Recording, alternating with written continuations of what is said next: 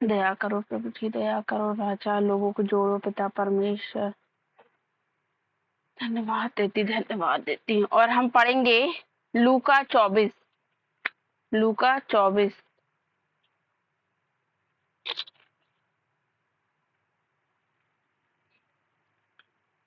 लूका 24 उसका लूका 24 का 18 पढ़ रहे हो क्या? लूका 24 का 18। लोग भी नहीं आए, आके भी चले गए। लूका 24 का 13। देखो उसी दिन उनमें से 2 जन एम्माउस नाम एक गांव को जा रहे थे, जो यरूशलेम से कोई 7 मील की दूरी पर था। यहाँ लिखा है, देखो उसी दिन उनमें से 2 जन एम्माउस नाम एक गांव को जा रही थी, जो यरूशलेम में से कोई 7 मील की दूरी पर था। और वे इन सब बातों पर जो हुई थी आपस में बातचीत करते जा रहे थे। और जब वे आपस में बातचीत और पूछताछ कर रहे थे, तो यीशु आप पास आकर उनके साथ हो लिया। यीशु खुद अपने उनके पास आके हो गया।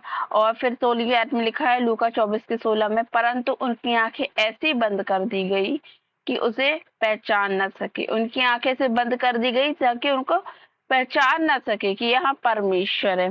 कई बार मेरे और आपके जीवन में यीशु मसीह साथ होता है, लेकिन मैं और आप क्या है परिस्थितियों पे ध्यान देते हैं। हमारा जैसे यीशु मसीह का एक फोकस था कि आना है, संसार को बचाना है, संसार के लिए अपनी जान को देना है। और और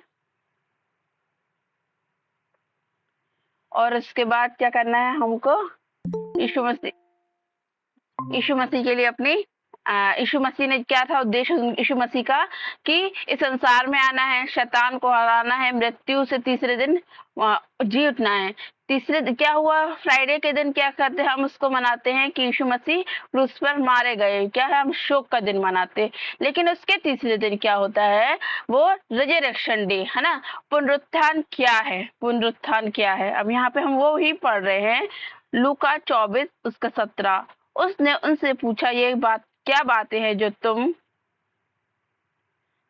चलते चलते आपस में करते हो? वे उदास से खड़े रह गए। यह सुनकर उनमें से क्लियापुस नाम एक व्यक्ति ने कहा, क्या तू यरूशलेम में अकेला परदेसी है, जो नहीं जानता कि इन दिनों में उससे क्या हुआ है? फिर उसने पूछा, क्या उनमें से क्लियापुस नाम एक व्यक्ति ने कहा, क्या तू यरूशलेम में अकेला परदेसी है, जो नहीं जानता कि इन दिनों में उसमें क्या क्या क्या हुआ है? फिर यहाँ पे हम पढ़ते हैं, उसने उनसे पूछा कौन सी बात है? उन्होंने उससे कहा, यीशु नासरी के विषय में, जो परमेश्वर और सब लोगों के निकट काम और वचन में सामर्थी भविष्यता। वचन में क्या है? वो सामर्थी भविष्यता है और सब लोगों के निकट है ना। और यहाँ पे लूका 24 उसका 25 में हम पढ़ते हैं, तब उसने उनसे कहा, हे निर्बुद्धियों।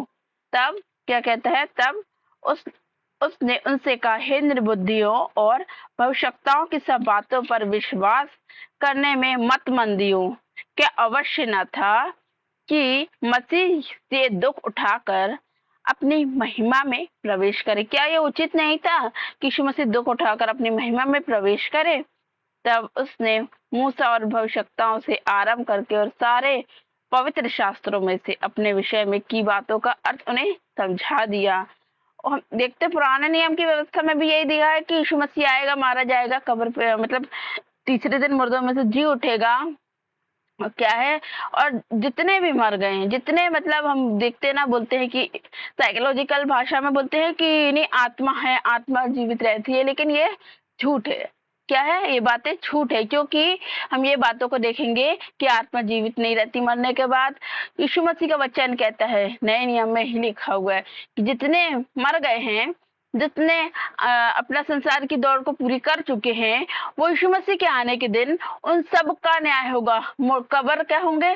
कब्र से मुर्दे बाहर आ जाएंगे, वो जीवित हो जाएंगे। और हम क्या पढ़ते उस चीज को कि यीशु मसीह के आने के दिन क्या होगा, मुर्दे जी उठेंगे, सभी का न्याय होगा, धर्मी अधर्मी जितने लोग हैं सबका न्याय होगा। और क्या लिखा, क्या बोलते यीशु मसीह लूका 24:26 में, क्या अवश्य न था, क्या जरूरी नहीं था कि मसीह में ये दुख उठाकर अपनी महिमा में प्रवेश करे। संसार की इतनी मतलब दुनिया के इतिहास में कभी इतनी दर्दनाक मौत, इतनी दर्दनाक सजा किसी को नहीं दिया गया। और अगर हम देखें कोई दोषी है तो उसको सजा मिले, लेकिन इतनी भी खतरनाक सजा नहीं है। लेकिन यीशु मसीह जो है, यीशु मसीह ने जो सजा को सहा, वो निर्दोष होके भी सहा इस सजा को। और वो निर्दोष होके वो जो सजा को सहा, शायद हम लोग भी कई बार ऐसा होता है कि हम अपनी गलती को एक्सेप्ट नहीं करते, लेकिन यीशु मसीह पिलातुस से, जैसे हम यहाँ पे पढ़ते हैं ना, पिलातुस की स्त्री ने उससे कहा, यहाँ पे हम पढ़ते हैं, यही लूका में दिया है कि पिलातुस की स्त्री को रात के समय क्या दर्शन दिया गया। रात के समय दर्शन देखी, उसने सपना देखी, जो उसको ये पता चला कि इस धर्मी का लहू से अपने हाथों को नहीं रंगो। पिलातुस को मना करी, लेकिन उसने फिर भी क्या क्रूस पे चढ़ाया गया है ना यीशु मसीह। लेकिन यीशु मसीह ने नहीं कहा कि तेरी स्त्री ने ये स्वप्न देखी तो ऐसा नहीं होना चाहिए। यीशु मसीह बिल्कुल चुपचाप, बिल्कुल मुंह बंद करके रहा। कई बार मेरे और आपके जीवन में ना ऐसे ऐसे जो क्रूस आते हैं ना, वो इसीलिए आते हैं कि हम चुपचाप उन बातों को सहे, उन बातों को समझे कि यीशु मसीह हमारे जीवन से भी चाहता है कि हम क्रूस उठाएं। परिवार में हो, घर में हो, रिश्तेदारों में, आस पड़ोस में हो, समाज में हो, आप जहाँ कार्य कर रहे हो वहां पे भी कई बार जानबूझ के ऐसी परिस्थिति आपके बीच में आती है, जिन बातों को आप नहीं चाहते ना कि ये बात मेरे साथ फिर से ना हो, अब वही बातें आपको आएंगी। अब आपका क्रूस है, आपका क्रूस आपको उठाना आवश्यक है।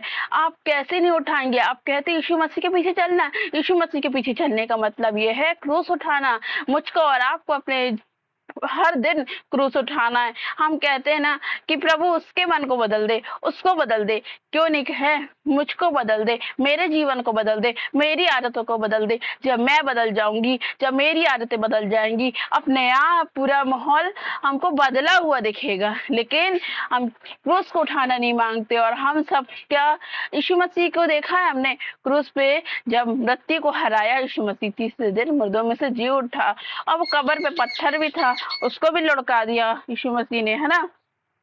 और यहाँ पे हम जैसे पढ़ते हैं ना कि यहाँ पे लूका 24:22 में, और हम में से कई स्त्रियों ने भी हम आश्चर्य में डाल दिया, और जो भोर को कब्र पर गई थी और जब उस लोथ को ना पाई तो यह कहती हुई आई कि हमने स्वर्गदूतों का दर्शन पाया, जिन्होंने जिन्होंने कहा कि जीवित है। तब हमारे साथियों में से एक कई एक कब्र पर गए, और जैसे स्त्रियों ने कहा था वैसे ही पाया, परंतु उसको ना देखा। क्या वैसे ही पाया? कब्र को खाली पाया और कुछ ना देखा। कई बार मेरे और आपके जीवन में जैसा स्वभाव को लोग देख रहे हैं, और हमारा जीवन में जब प्रभु यीशु मसीह आ जाएगा, हम क्रूस को उठाने लगेंगे, जब हमारे जीवन का बदला हुआ स्वभाव लोग देखेंगे तो बोलेंगे सच में इनके अंदर यीशु मसीह जीवित है, सच में इनका परमेश्वर जीवित है। जो इनके स्वभाव से पता चलता है, इनकी बोलचाल से बातें से पता चलता है। मैं अपनी तारीफ नहीं कर रही, लेकिन कई बार होता है, मैं कई ऑटो में जाती हूँ अकेले, जब मैं सफर करती हूँ, कोई ऐसी बातें निकलती हैं तो मैं जरूर यीशु, मतलब मेरी बातों में निकल ही आता है यीशु मसीह। तो वो कहते हैं कि आप यीशु मसीह को मानते हैं, आप क्रिश्चियन हैं? तो मैं हंस देती हूँ, मैं बोलती हूँ, तो वो बोलते हैं कि नहीं, आप लोग की बातों से ऐसा लगता है। तो मैंने ली हाँ। और फिर जब उनको ना पैसे तो हम दे रहे, लेकिन उसके बदले ना आशीष दे के आओ, तो वो इतने उनके चेहरे पे मुस्कुराहट रहती। मतलब ये है यीशु मसीह का प्रेम। यीशु मसीह का प्रेम क्या है? हमको दिखाना है। हमको सिर्फ मैं और अपने स्वार्थ और अपनी उलझनों में हम उलझे रहते, लेकिन मुझको और आपको यीशु मसीह ने किस उद्देश्य से बनाया है, किस उद्देश्य से चुना है? जब मैं और आप उस क्रूस को उठाने लगेंगे, जब उन बातों का मतलब हम समझेंगे, तब परमेश्वर हमारे जीवन में अद्भुत करेगा। हालेलुया। और हम यहाँ पे पढ़ते हैं, प्राइस ब्लड ऑफ जीसस, यीशु मसीह के लहू की कीमत क्या है? हमारे गुनाह, है ना, हमारे गुनाह अपने ऊपर ले लिया, हम नरक में ना जा सके, है ना। पहला पॉइंट क्या था? हम हमारे गुनाहों को ले लिया ताकि हम क्रूस पे हम क्या बार बार क्रूस पे ना चढ़ाए जाए, हम अपनी गलतियों को पछतावे के लिए एक बार उसने क्रूस पे चढ़ा और एक बार हमारे लिए अपनी जान को दे दिया, है ना। Power in the name of Jesus, यीशु मसीह के नाम में वो सामर्थ्य है, वो ताकत है। किसी भी कार्य की गवाही मनुष्य के लिए नहीं है देना है कि ये मनुष्य ने ये काम किया, वो मनुष्य ने काम किया। सिर्फ हमको गवाही देना है यीशु मसीह की, यीशु मसीह ने वो काम को किया, यीशु मसीह के नाम की महिमा करना है। हम बोलते ना ये पास्टर ने चंगाई दी, ये पास्टर, अगर वो पास्टर को यीशु मसीह यूज नहीं करेगा तो चंगाई भी नहीं होगी, वाष्यकर्म भी नहीं होंगे। लेकिन वचन ये भी लिखा है कि अंत के दिनों में झूठे भविष्यवक्ता, झूठे ऐसे लोग खड़े भी होंगे। हर किसी को हम नहीं कह सकते, लेकिन एक हमारे अंदर आत्मा की परख होना है, मेरे अंदर और आपके अंदर आत्मा की परख होना है। कई बार क्या होता है ना, अभी ऐसे समय भी आ गया, बाइबल में भी लिखा है वचन की शैतान भी यीशु मसीह का नाम लेके झूठी बात करेगा और क्या है, चमत्कारों को दिखाएगा। लोग उस चमत्कारों के पीछे दौड़ेंगे, लेकिन मुझको और आपको किसके, सच्चे परमेश्वर के पीछे जाना है। और फिर यहाँ पे लिखा है ना, are you ready to follow Jesus, क्या मैं और आप यीशु मसीह का पीछा करने के लिए तैयार है? यीशु मसीह का, क्या मैं और आप यीशु मसीह का पीछा करने के लिए तैयार है? यीशु मसीह का जो पतरस है उसको अपने आपे से इनकार करने के लिए कहा। अपने आप से इनकार नहीं कर पाते कई बार हम आप अपनी इच्छाओं को पूरी करने में लगे रहते हैं।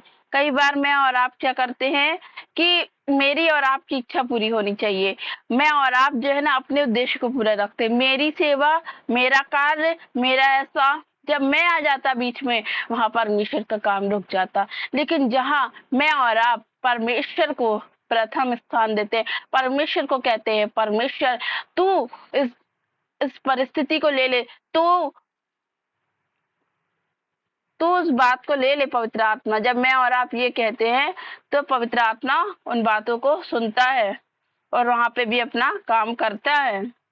और यहाँ पे हम पढ़ेंगे यीशु मसीह का क्रूस उठाना, और हमारा भी क्रूस उठाना यही है। क्रूस उठाना मतलब बीमारी, निर्बलता, परेशानी, दुख और कष्टों को सहते हुए, और जो संसार में हम जैसे चल रहे हैं ना, हर एक परिस्थिति को जब हम चुप होके यीशु मसीह के समान सह लेते हैं, वो हमारा क्या है, क्रूस उठाना है ना। और इस तरह से हम पढ़ते हैं भजन संहिता 24:10, भजन संहिता 24 उसका 10।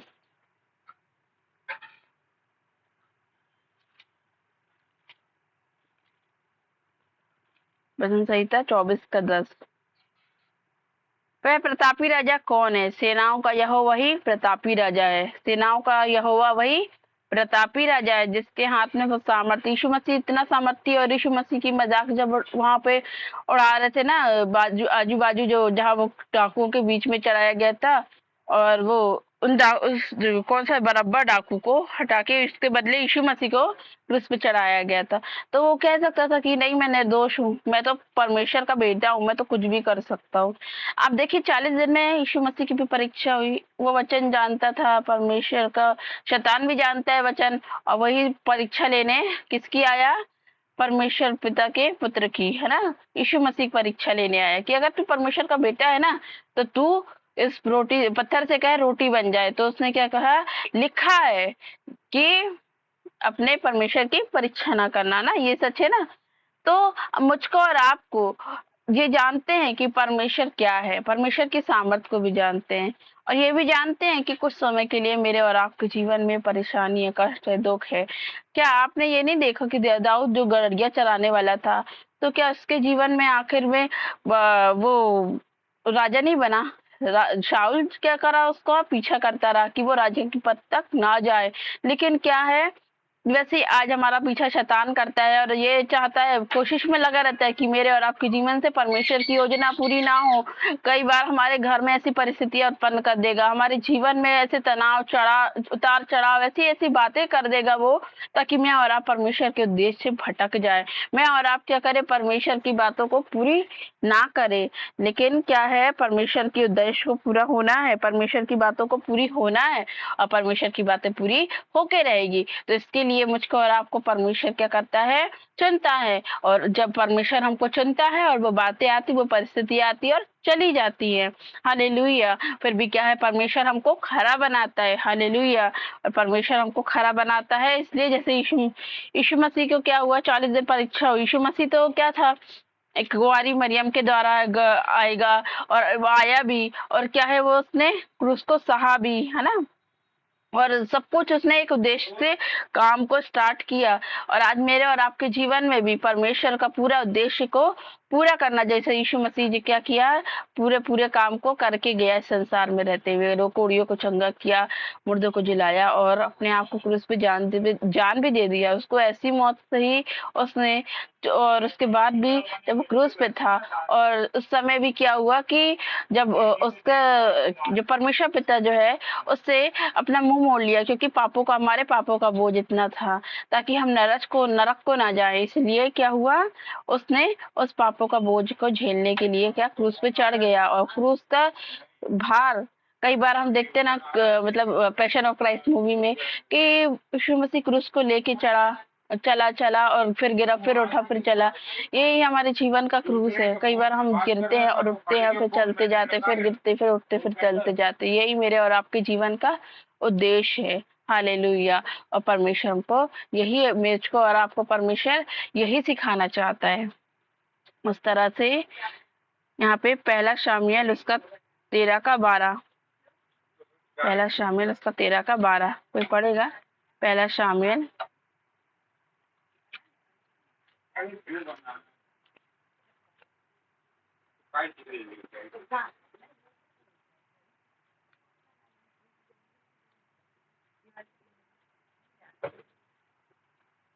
पहला शामुएल उसका 13 का 12 इस तरह से हम पढ़ते हैं। तब मैंने सोचा कि पलिश्ती गिलगाल में मुझ पर भी आ पड़ेंगे, और मैंने यहोवा से विनती भी नहीं की, सो मैंने अपनी इच्छा न रहते हुए भी होमबलि चढ़ाया। यहाँ पे क्या लिखा है? तब मैंने सोचा कि पलिश्ती गिलगाल में अब मुझ पर अभी आ पड़ेंगे, मैंने यहोवा से विनती भी नहीं की, तो मैंने अपनी इच्छा ना रहते भी होमबलि चढ़ाया। कई बार हमको होमबलि चढ़ाना मतलब हमको अपनी इच्छाओं को क्रूस पे चढ़ा देना है। हमको, मुझको और आपको अपनी इच्छाओं को परमेश्वर को दे देना। कई बार हम जो नहीं चाहते ना, हम संसार के दोस्तों को नहीं छोड़ पाते, संसार की रिश्तेदारों को नहीं छोड़ पाते, हम कुछ जो हमारी फेवरेट चीजें हैं हम उनको नहीं छोड़ पाते।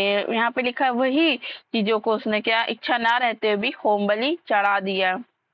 और फिर यहाँ पे हम क्या पढ़ते हैं? पहला शामुएल उसका 13 का 12 पढ़ा। पहला शामुएल 1 का 12,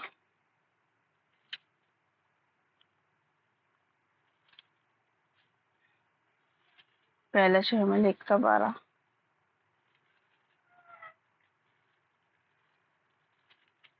पहला शामुएल 1 का 12। जब वह यहोवा के सामने ऐसी प्रार्थना कर रही थी, तब एली उसके मुंह की ओर ताक रहा था। जब वह यहोवा के सामने ऐसी प्रार्थना कर रही थी, तब एली उसके मुंह की ओर ताक रहा था। हन्ना के मुंह को ताक रहा था ना। कौन?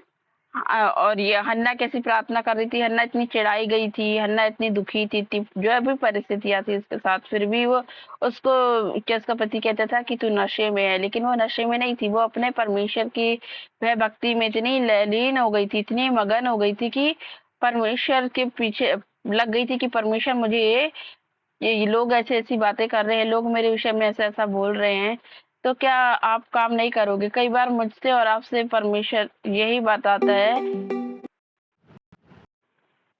मुझसे और आपको परमेश्वर यही बताता है कि परिस्थितियां ऐसी हो जाती है मेरे और आपके जीवन में, कि क्या होता है कि हमको परमेश्वर जो काम को देता है, और जो बातें हमारे जीवन में रुकावट बनती है आशीषों की, तो लोग हमसे पूछते हैं कि आप परमेश्वर को मानते, तो आपके जीवन में आशीष क्यों नहीं आती दिख रही है, क्यों नहीं हो रहा है कार्य? लेकिन क्या होता है मेरे और आपके जीवन में, रुकावटों का कारण क्या है कि हमको परमेश्वर के सामने संपूर्ण मन से आना है, समर्पण के साथ आना है, और अपनी इच्छा पे नहीं चलना। अगर हम दो नाव पे पैर रखेंगे तो वहां पे हमको परमेश्वर से जीत हासिल नहीं होगी। लेकिन जब हम संपूर्ण मन से परमेश्वर के पास आएंगे, परमेश्वर के हाथ में अपने फैसलों को दे देंगे, परमेश्वर न्याय करेगा, तब परमेश्वर हमारे लिए मार्ग को निकालेगा। हालेलुया। और हमको परमेश्वर के ऊपर पूरी सब बातों को छोड़ देना, तब परमेश्वर जो राजाओं के मन को नालियों की जल की नहीं मोड़ता है, आपकी परिस्थितियों को भी ऐसे डायरेक्शन में मोड़ देगा।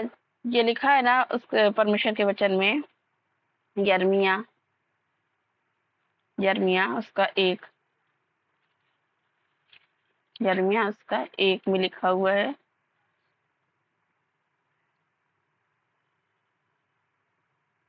इस तरह से।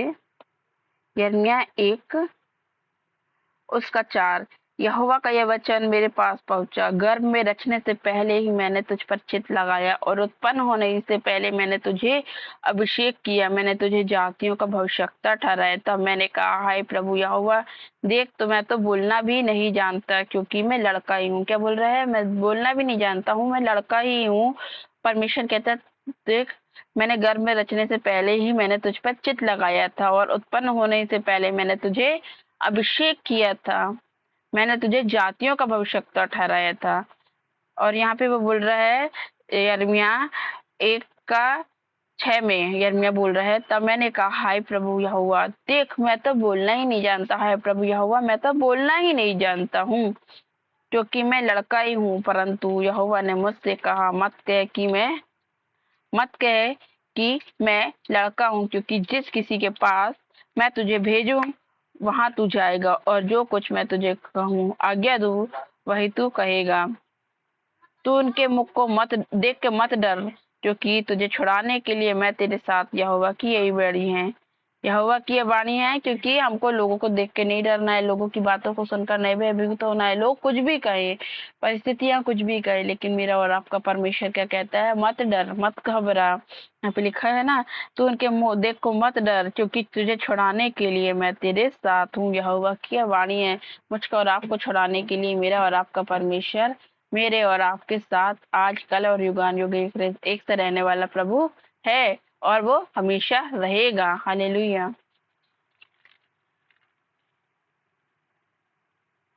पुनरुत्थान के बाद में आपको बताया था ना, पुनरुत्थान के बाद क्या होता है? पुनरुत्थान के बाद होता है कि हमको जो यीशु मसीह को शैतान दोष दे सकता, यीशु मसीह दे सकता था शैतान को दोष, लेकिन यीशु मसीह ने नहीं दिया। हम अपनी परिस्थितियों को नहीं दिया, हम शैतान को दोष नहीं दे, मनुष्य को दोष नहीं दे, लेकिन हम ये जाने कि यीशु मसीह ने हमको ये परिस्थिति में रखा। दानियल को भी इस परिस्थिति में रखा था कि उसको बोला था, लेकिन उसने क्या बोला था? दानियल 1 में आज ही मैं पढ़ी थी और इस बात को मुझे परमेश्वर ने बताया।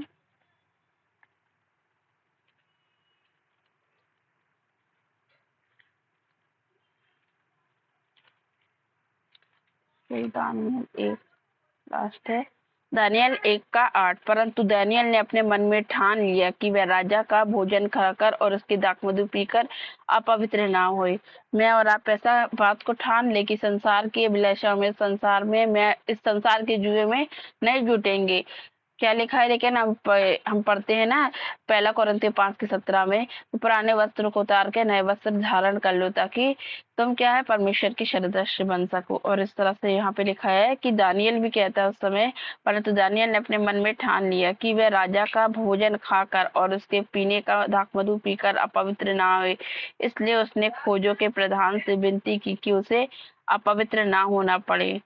परमेश्वर ने खोजों के प्रधान के मन में दानियल के प्रति कृपा और दया भर दिया। जब परमेश्वर ने देखा कि ये ईमानदार है, ये मेरे लिए सब कुछ कर सकता है, दुख भी उठा सकता है, कितने भी कष्ट उठा सकता है, यीशु मसीह ने, ये परमेश्वर पिता ने क्या किया? राजा के मन ही को बदल दिया। और क्या है यहाँ पे हम देखते हैं, दानियल 1 के 10 में, और खोजों के प्रधान दानियल से कहा, ने मैं अपने स्वामी राजा से डरता हूँ, क्योंकि तुम्हारा खाना पीना उसे ठहराया। कहीं ऐसा ना हो कि वह तेरा मुंह तेरे संगी के जमाने से उतरा हुआ और दास मुंह देखे और राजा के सामने जोखिम में डाला है। वो खाना जो मतलब खजांची, वो कह रहा है कि तू अगर नहीं खाएगा तेरा मुंह उदास दिखेगा, अगर तू ऐसा नहीं दिखेगा तो क्या होगा कि मुझसे वो पूछेगा, है ना।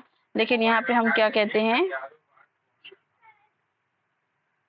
यहाँ पे देखते हैं हम कि दानियल एक पुस्तक आप पढ़ेंगे पूरा तो उसमें बताएंगे दानियल उन जो जवान थे वो उन जवानों से दानियल और उसके 3 दोस्त अधिक अच्छे दिखते थे, सुंदर दिखते थे। जो उपस्थिति में परमेश्वर के बने रहते हैं वो क्या दिखते हैं और लोगों से अलग दिखते हैं और उनकी पहचान भी अलग होती है, अलग दिखते हैं वो लोग।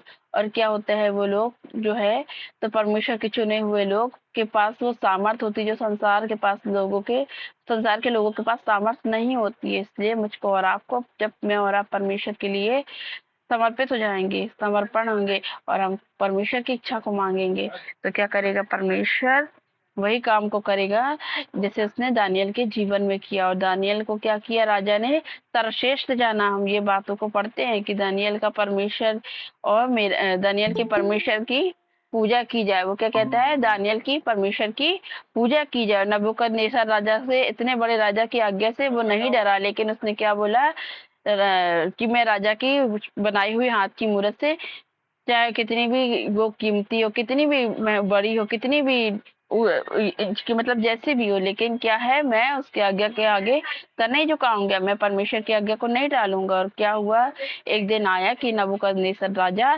सच्चे और जीते परमेश्वर के सामने क्या किया अपने सर को झुकाया। जब मैं और आप संसार के सामने हार नहीं मानते, संसार की इच्छा के अनुसार नहीं चलते हैं तो क्या करता मेरा और आपका परमेश्वर हमको ऊंचे स्थानों पे लेके जाता जहां मैं और आप नहीं सोचते हैं। मेरी और आपकी कल्पनाओं से परे परमेश्वर काम करता है। इसलिए मुझको और आपको परमेश्वर के प्रति ईमानदार बनना है, ना मनुष्यों का डर और भय देखना है। हालेलुया, सारी महिमा प्रभु की हो। आइए हम अभिषेक के साथ प्रार्थना में चलेंगे। अभिषेक प्रार्थना करेंगे सभी लोगों के लिए।